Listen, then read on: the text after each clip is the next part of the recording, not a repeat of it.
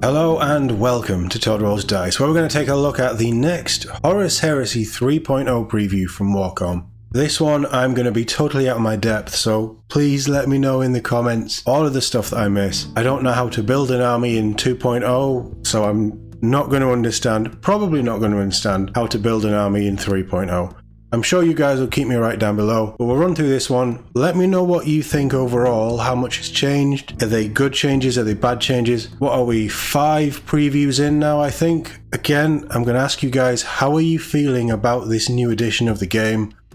Is it needed? Does it seem like the changes are overall good, or at least coming from a positive place? I'd love to know your thoughts. But let's get into this one. Rules in the Age of Darkness.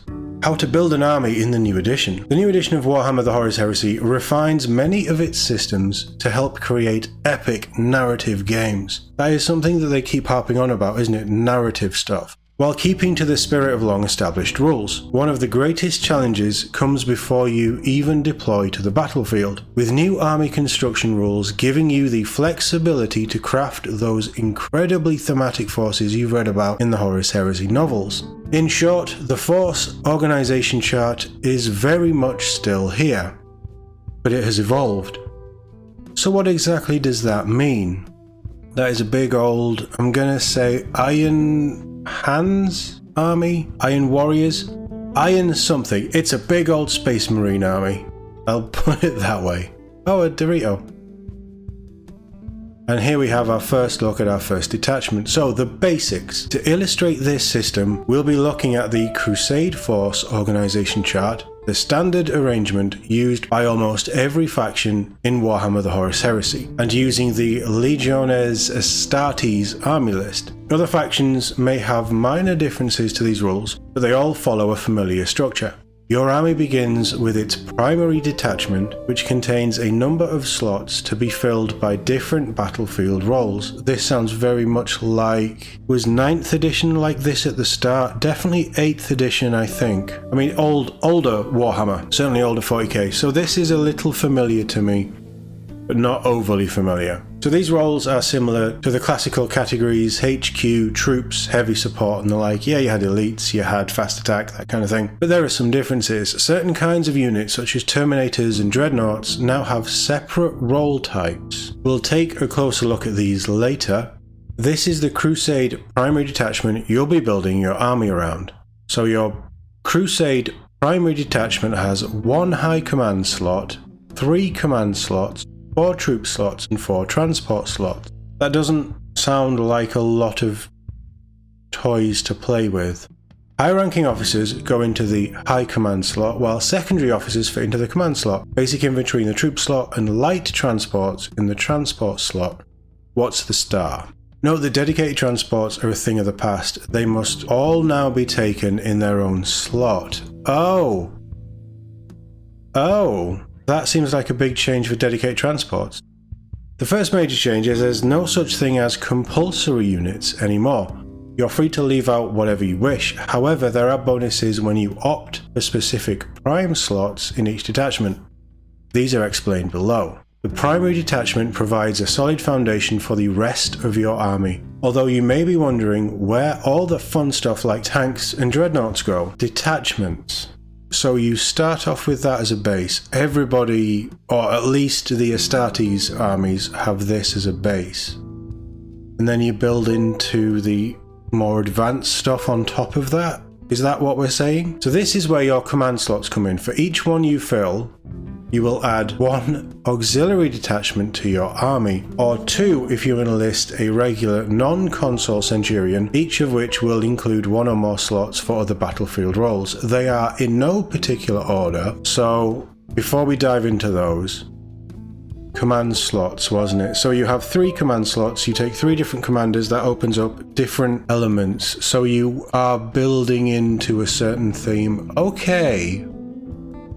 So far it all sort of makes sense. So our detachments, in no particular order: the Armoured Fist, heavy transports like the Land Raider plus additional light transports; tactical support, additional troop slots plus support slots for special and heavy weapon squads, apothecaries and other units; armoured support, armour slots that let you fill with tanks and other armoured vehicles; heavy support war engine slots for dreadnoughts and other war machines, combat pioneer, reconnaissance slots for light infantry and bikes, shock assault, heavy assault slots for terminators, and first strike, fast attack slots for aircraft, jet bikes, and speeders.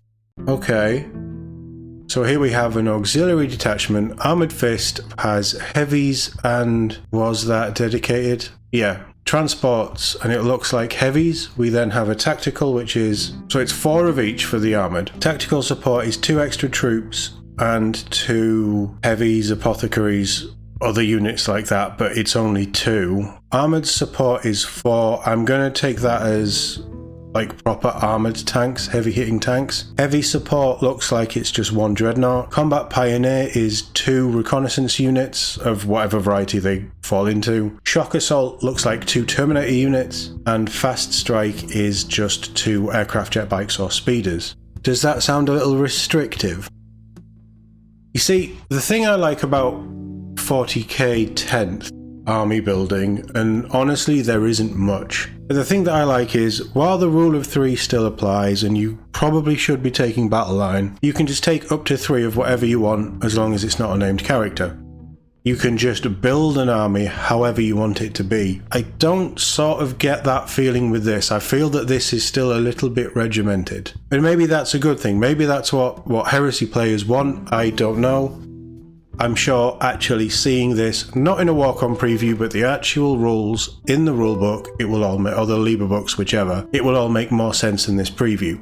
Yet again, I think we're just going to have to take all of this with a pinch of salt, because we're only going to get half a story, and hopefully this is familiar enough for Heresy veterans to get an idea and a feel of what building an army is going to be like and how different it's going to be. Vehicle squadrons, dreadnought talons, and other similar unit types no longer exist, so each individual unit will take up its own slot. You may take any auxiliary detachment as many times as you like, for instance, if you want to fill your army with dreadnoughts. Otherwise, you'll build your army as normal, adding units until your points limit is reached or you run out of available slots. Your high command slot is special, as it allows you to take an additional auxiliary detachment or an apex detachment. How many detachments do you need? An apex detachment are for your best troops, such as combat retinue command squads for your officers, officer cadre, additional command slots which themselves unlock more auxiliary detachments, or army vanguard, elite units such as veterans and legion specific specialists. So your combat retinue is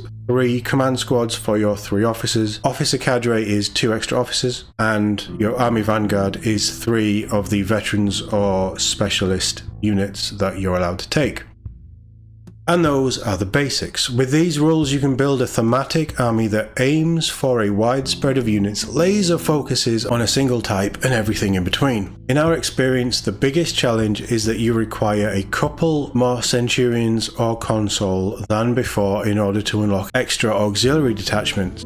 But it's much easier overall to lean into our favourite kinds of units. Each faction and legion has its own auxiliary and apex detachments too, so quite a lot of choice, which is a good thing. And they're playing so hard on this narrative thing, I get the feeling that Space Wolves will be able to build an army very differently to Dark Angels, who will build differently to World Eaters, who will build differently to Death Guard, that kind of thing. Hopefully all of that actually stacks up and is realised in these new Libers, but that's how it sounds.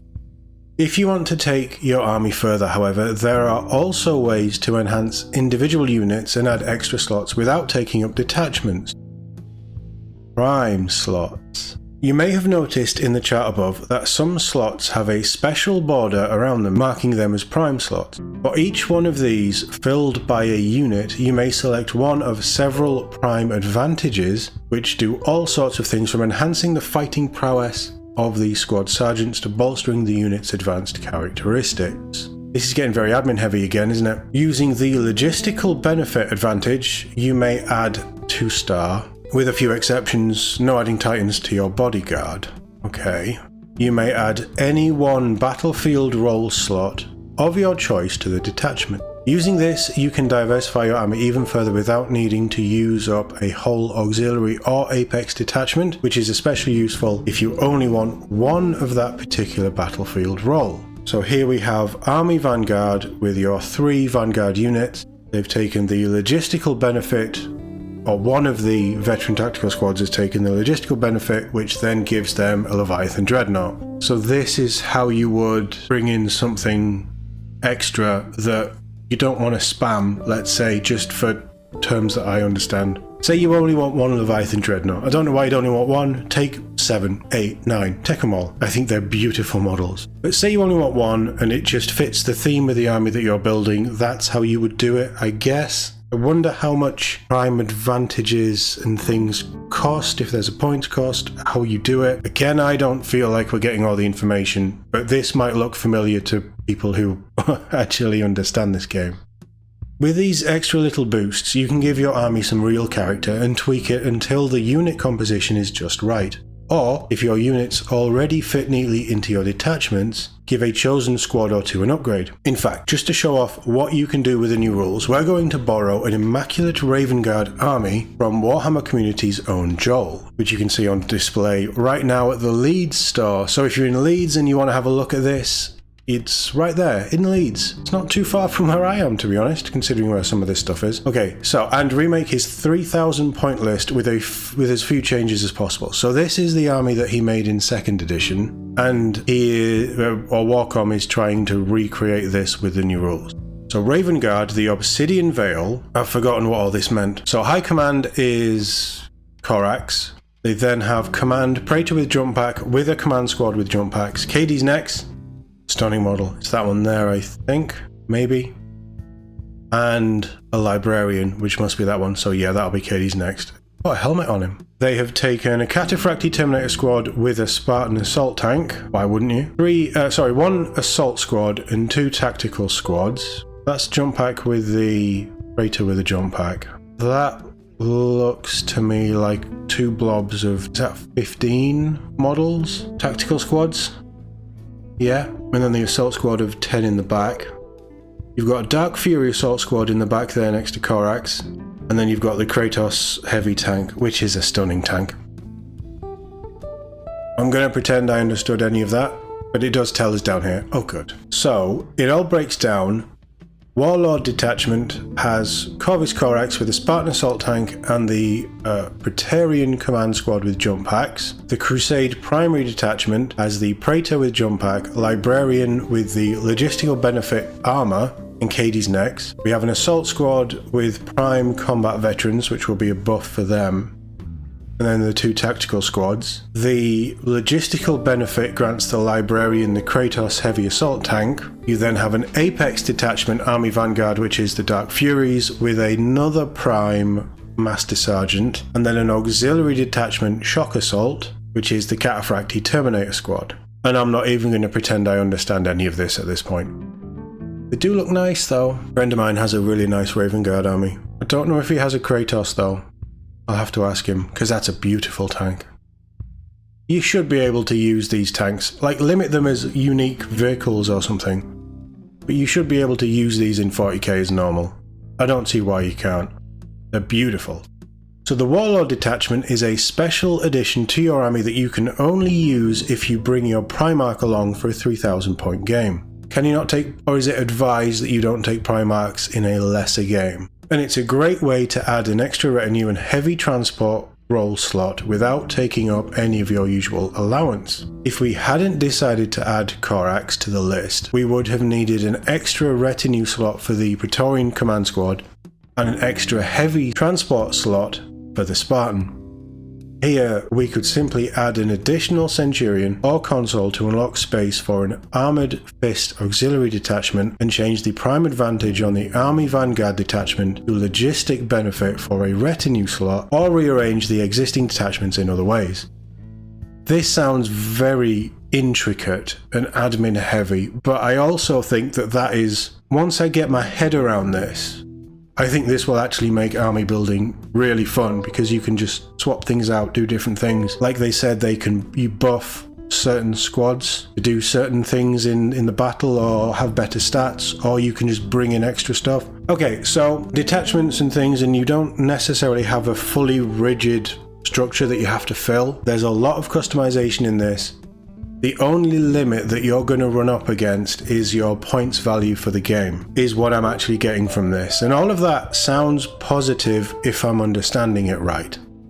I'm not 100% sure on all these intricacies and how all of this does differently, but I'm liking how it sounds, like I say, if I'm understanding it right. There's still more to see from the army building rules, including adding allies for other factions and special themed detachments for individual legions. We'll be back with more details in the near future and an article on vehicle rules on Friday. Hopefully we'll be able to cover that on Friday, but that will be covered within hopefully 24 hours of that dropping, so we'll take a look at that. Yeah, I think that this is positive. Not entirely sure I'm understanding it right. But that's the old, and then that old army but like list building style translates into this. And your warlord detachment doesn't cost you anything because you pay for the points to have your Primarch. That also gives you the extra slots that if you want you can fill with whatever at the certain, yeah, so points is really the big thing here, isn't it? But actually that, and I know that's a Primarch, so that's going to be a big hefty model, lots of points, do a lot of damage. The tanks will obviously do, well, the Spartan's probably quite expensive for transport, and these are blobs of 15 tacticals, 10 assault, 10 Terminators. The Dark Furies, there's probably some points in as well, but it doesn't actually look like a lot of models for what I would class as a 3,000 point game. I don't know if that has any bearing on what we're going to see in the future, but I thought that there'd be a lot more models. It's definitely interesting, and I'm interested to know more. I think what really needs to happen is people just need to see it, get their heads around it, and start building and playing with the ideas themselves. But I don't think this sounds too bad. From how I remember detachments and having to take HQ and then 3 troops, and then that unlocks the next bit, and then you tag on another detachment, and sometimes you pay command points, and all of the old detachment style is just confusing and honestly just annoying. This isn't that. This very much feels like you don't have penalties for building an army how you want to build them, which is great, that's how it should be, and you have your options with your 3 command slots into, if you want to unlock more command slots down the line, your officer cadre.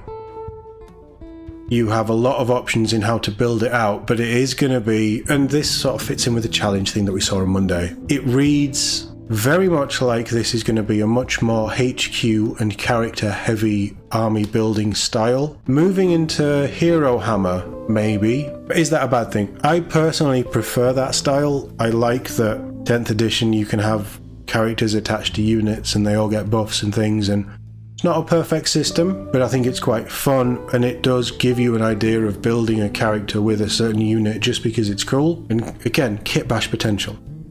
And all of that I'm seeing here as well. So I think that this is, again, pretty positive, but I might be missing the negatives.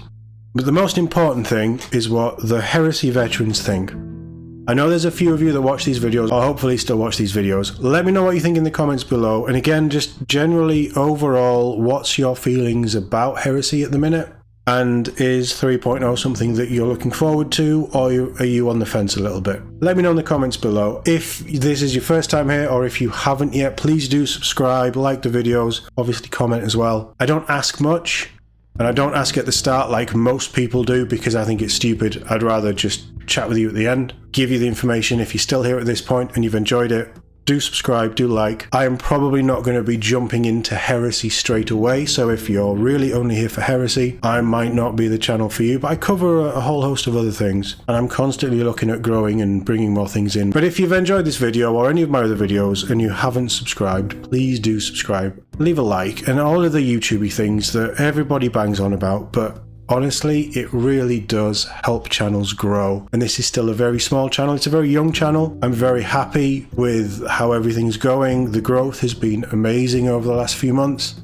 It surprises me how fast it's grown. And I'm incredibly grateful to everybody that is here. But if you're not, why not join the party? As always, thank you very much for watching. And I'll see you all in the next one.